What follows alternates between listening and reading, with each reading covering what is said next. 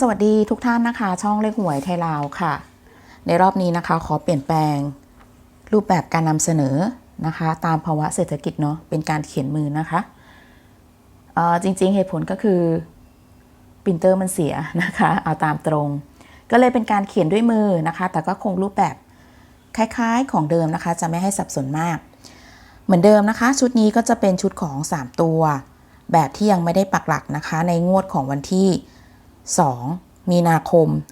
63นะคะก็ย้อนหลัง3งวดสำหรับชุดนี้โดยเราก็จะใช้สูตรหลักพันคูณด้วย4บวกด้วยหลัก10บวกด้วยหลักหน่วยคูณด้วยบวกด้วย2คงที่ตัวที่2เราใช้หลักหมื่นบวกหลักพันคูณด้วย4บวกหลัก10คูณด้วย2บวกด้วย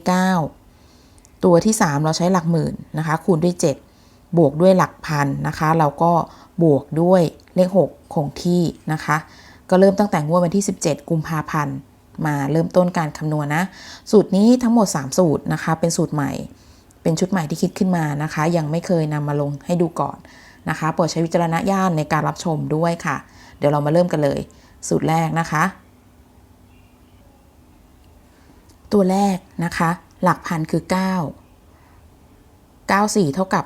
36นะคะ94เท่ากับ36ก็เริ่มที่เลข6ก่อนหลัก10คือเลข6หลักหน่วยคือเลข2บวกได้2เราใช้6บวก6นะคะเท่ากับ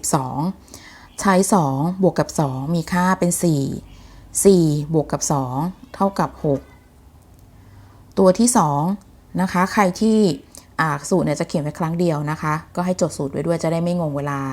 ลาทวนสูตรกันตัวที่2เราใช้หลักหมื่นหลักพันนะคะคือเลข9คูณ4ก็เท่ากับ36นะคะหลัก10คูณ2หลัก10คือ6คูณ2ได้เท่ากับ12บวกด้วย9ก็จะเป็น9บวกด้วย6เท่ากับ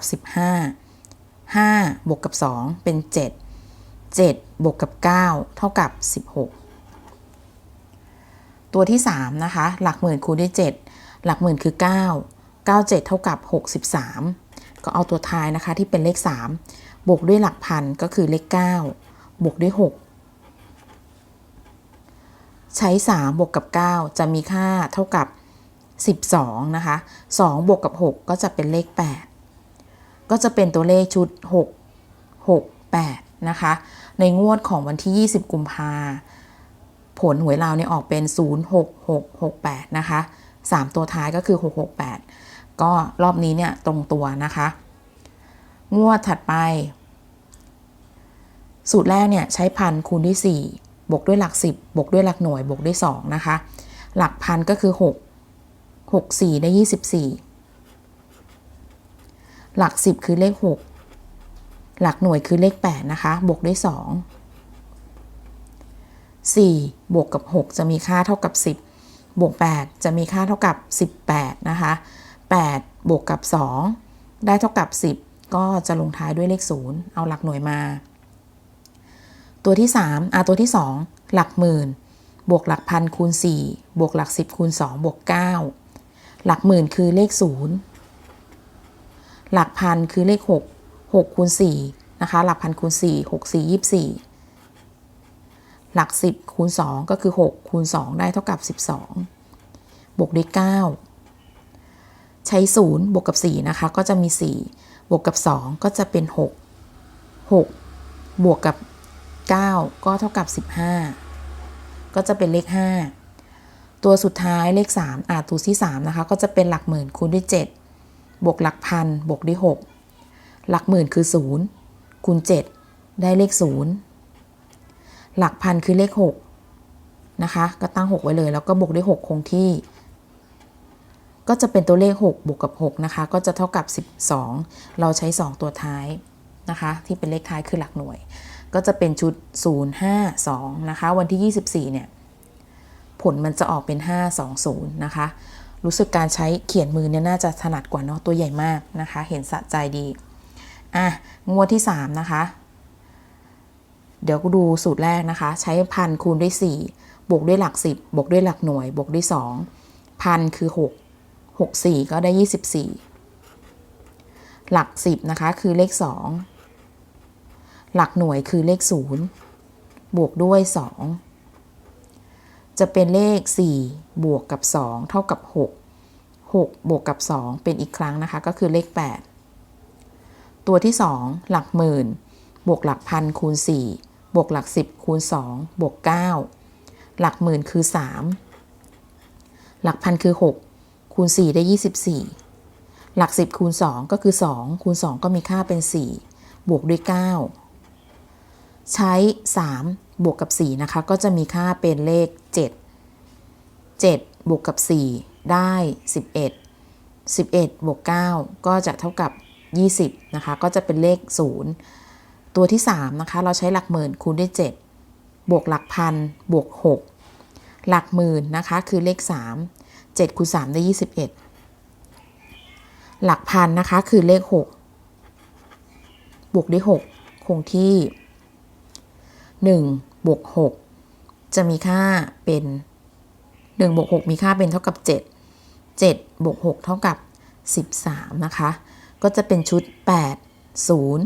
803ในวันที่27นะคะกุมภาพันธ์เนี่ย3ตัวท้ายคือ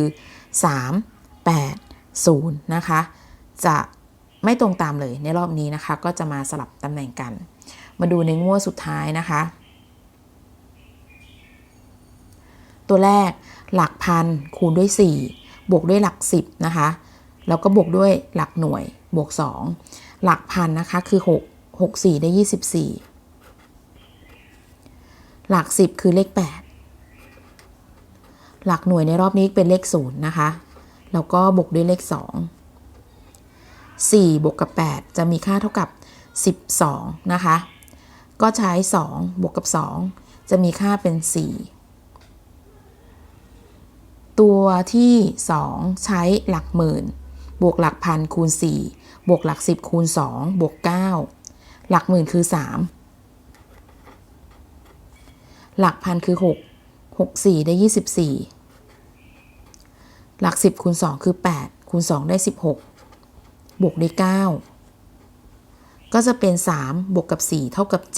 7บวกกับ6เท่ากับ13นะคะ3บวกกับ9ได้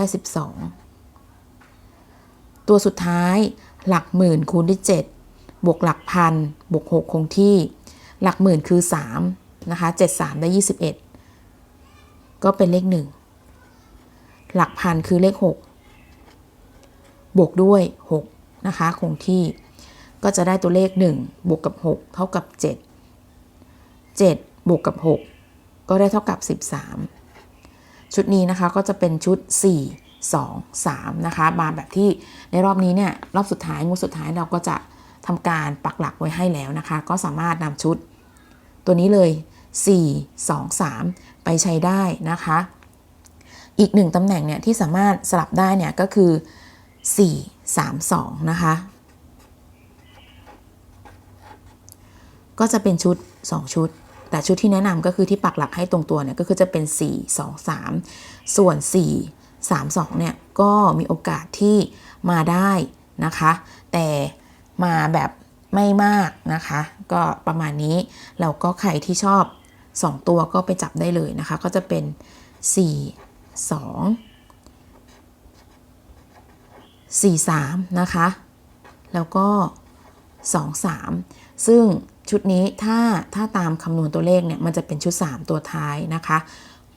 ชุด3ตัวนี้ก็คือจะเป็นเน้นมาบนนะคะ42 43แล้วก็23เนี่ยจะเน้นมาบนเป็นหลักนะคะก็โอกาสเกิดขึ้นได้นะคะเพราะว่าในรอบนี้ตัวเลขของชุดสรุปเนี่ยเน้น4กับ2นะคะก็มี3เพิ่มเข้ามาให้เดี๋ยวชุดที่เป็น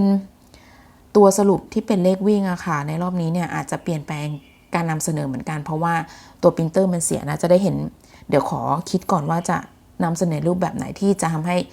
ทุกท่านเข้าใจนะคะว่าตัวเลขที่คำนวณได้สถิติเป็นแบบไหนนะคะส่วน3ตัวก็สรุปเพียงเท่านี้นะคะชุด4 2 3หรือว่า4 3 2นะคะชุดเดียวแล้วก็อย่าลืมตัว2ตัวบนนะคะเดี๋ยวรอบนี้จะลงให้ไม่มากนะคะประมาณ3คลิปเท่านั้นพอแล้วต่อละงวดเนาะก็จะได้ไม่ต้องสับสนของตัวเลขนะคะโอเครอบนี้ก็จบแล้วสำหรับชุด3ตัว สำหรับคลิปนี้ก็สวัสดีค่ะ